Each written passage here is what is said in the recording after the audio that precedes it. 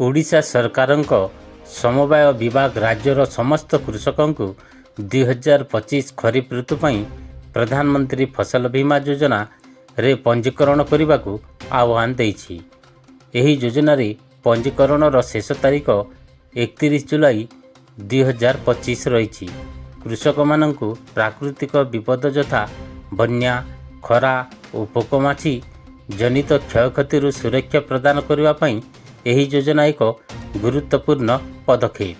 ଏହି ଯୋଜନା ଅଧୀନରେ ବିଜ୍ଞାପିତ ଅଞ୍ଚଳରେ ଚାଷ ହୋଇଥିବା 8ଟି ଫସଲ ଧାନ, ମକା, ଚିନାବାଦାମ, ମାଣ୍ଡିଆ, କପା, ହରଡ଼, ଅଦା ଓ ହଳଦୀ ପାଇଁ ବୀମା କରାଯାଇପାରିବ।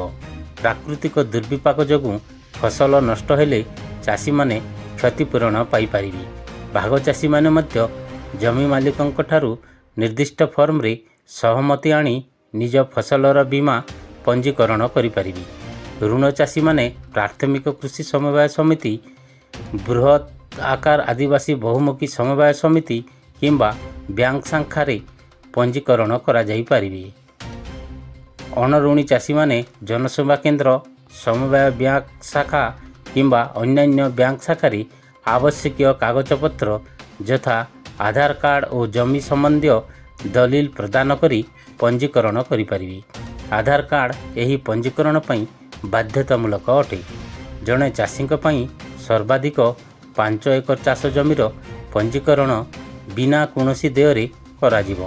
କେବଳ ବ୍ୟାଙ୍କ ଆକାଉଣ୍ଟ ଯାଞ୍ଚ ପାଇଁ ଆବେଦନପତ୍ର ପିଛା 1 ଟଙ୍କା ଦେୟ ଦେବାକୁ ପଡ଼ିବ। ସମବାୟ ବିଭାଗ କୃଷକମାନଙ୍କୁ ନିର୍ଦ୍ଧାରିତ ସମୟ ମଧ୍ୟରେ ପଞ୍ଜୀକରଣ ସମ୍ପୂର୍ଣ୍ଣ କରିବାକୁ ଅନୁରୋଧ କରିଛି। ଅଧିକ ସୂଚନା ପାଇଁ ନିକଟସ୍ଥ ପ୍ୟାକ୍ସ ବ୍ୟାଙ୍କ ଶାଖା, ARCS, DRCS କିମ୍ବା CDAO ଅଫିସରେ ଯୋଗାଯୋଗ କରିବେ। ଭିଡ଼ିଓଟି ଭଲ ଲାଗିଲେ ଆମ ଚ୍ୟାନେଲକୁ ଲାଇକ୍ ଓ ସବସ୍କ୍ରାଇବ୍ କରିନିଅନ୍ତୁ।